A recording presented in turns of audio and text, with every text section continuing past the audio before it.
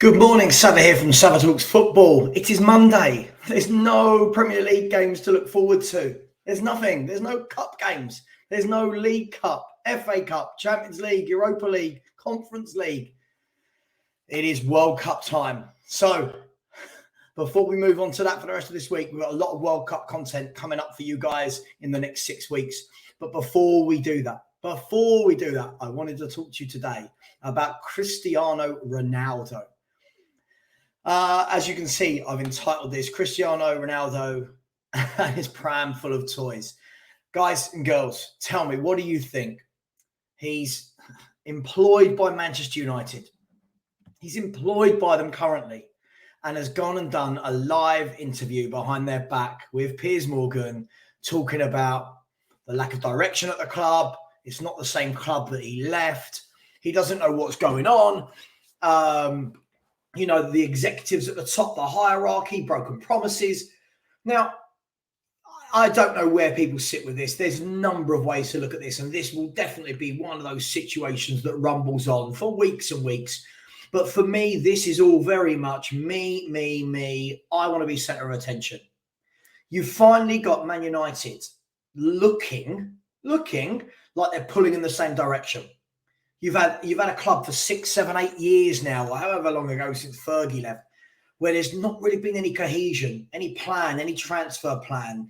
The directors of football haven't worked. The owners haven't been liked. The managers haven't been liked. The style's not been liked. There's been no harmony. You finally get to the stage where it looks like there's some harmony, and they're starting to try and play some football the right way. Ten Hag's philosophy looks like it's coming over. They've even got young players coming in and making a difference. They've signed some top quality talent in terms of Eriksen, Martinez, Casemiro, Anthony. Some younger players they've signed as well, like Malacia. And then off the back of that, you've then got Ronaldo, who's not a part of it, now going and dropping in a grenade and walking away, undoing all the harmony, all the good work, etc., belittling the manager. He says he loves the club and he loves the fans. Then why do this? Why not wait until you've left the club? I don't understand what he would be wanting to get from this. This feels very much to me that it is toys and pram emptied. Cristiano Ronaldo is one of the greatest footballers this world has ever seen. Of that, I don't think any sane football fan can doubt. Can they? You can't doubt it. It doesn't matter if you're Messi or Ronaldo or Pele, Maradona, Zidane, George Best, Cruyff. It doesn't matter which one of these players you think was the best. They're all up there. And Cristiano Ronaldo, what he's done for football for the last 20 years has been nothing short of phenomenal. Easy for me to say. But doesn't that come with expectations as a human being as well? Now, we're all flawed human beings. We've all done things we regret. We all say things we regret. There's all actions we wish we could take back. But doesn't it feel like with Ronaldo, it's constant? Doesn't it feel now that he is a global brand? And I feel like he's using that global brand for bad and not good. I could be way off the mark here. I can only go by what I see.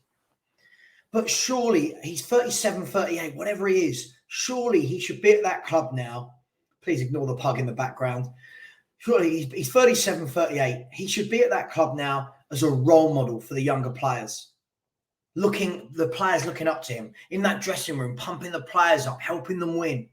But instead, in the last year alone, or since Ten Hag has joined, what we've seen is Ronaldo leave the ground at half time because he was subbed off. We've seen him refuse to come on in the second half against Spurs. We've seen him walk down the tunnel smashing someone's phone. We've now seen this interview with Piers Morgan. That's not how you carry yourself, is it? You're a global icon. What was he hoping to get from this? Did he truly believe when he went to Man United that he was going back to the same Man United team? Come on, we all know it's not there. He knows it's not there. He knows the club is not the club he left. That was his choice.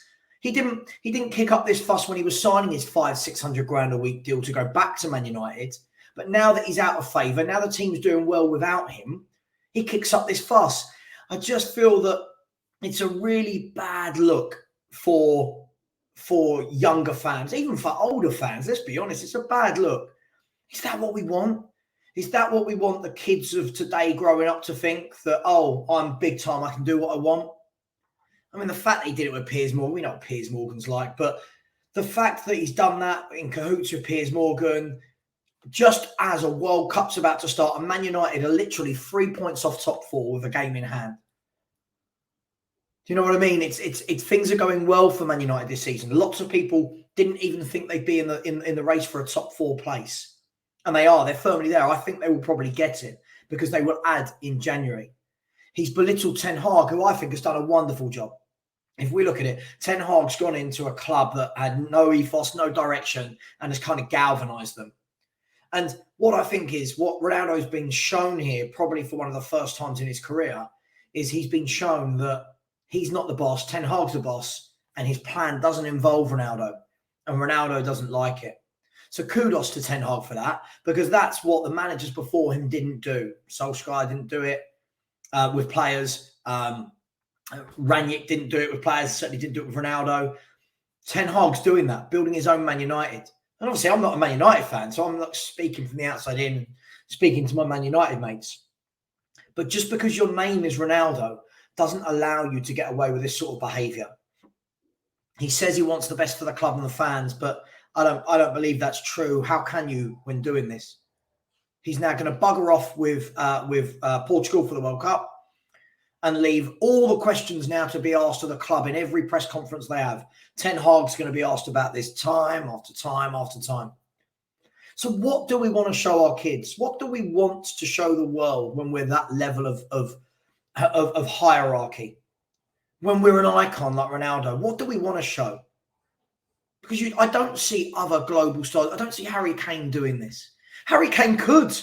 Harry Kane could come out and talk about how the Spurs hierarchy haven't backed managers and there's no direction, blah, blah, blah. He's never done that. Lionel Messi doesn't give these types of interviews. Ronaldo, it just feels it's me, me, me. And for me, this, you can never ruin his on-pitch legacy. But for me, it just taints something for me for what is a truly legendary footballer.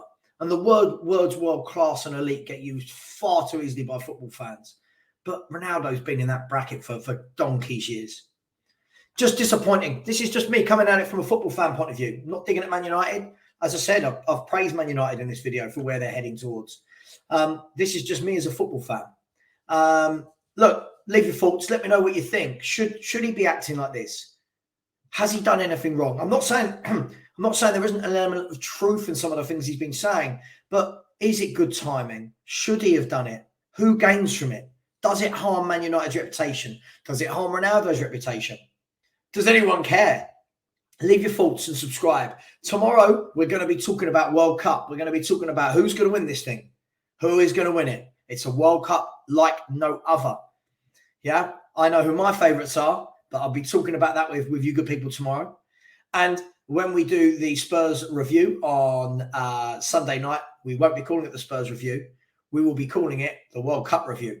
So let's all get our World Cup mode on. Let's try and get some sort of enthusiasm for it. I know it's not really been there, the fanfare, because of the whole Qatar issue, etc. But, you know, it is happening. The World Cup starts next week. We've got 6 days till the first game. Let's try and get some sort of hype towards it. And let's get some shows going. I'll be back on Friday with Brian Daigle for the Friday Huddle. I'll be back on Sunday with the World Cup review, not the Spurs review. And I'll be doing some sporadic bits throughout the week. Thank you for all your support. Thank you for everyone who tuned in last night for the Spurs review. We thoroughly enjoyed it. Had some real grown-up debates. Really liked it. We didn't all agree on stuff, but I just thought it was really, really sensible. Some good chat. And thank you to those in the comments that helped with that. Much love. Take care. Please subscribe. And out.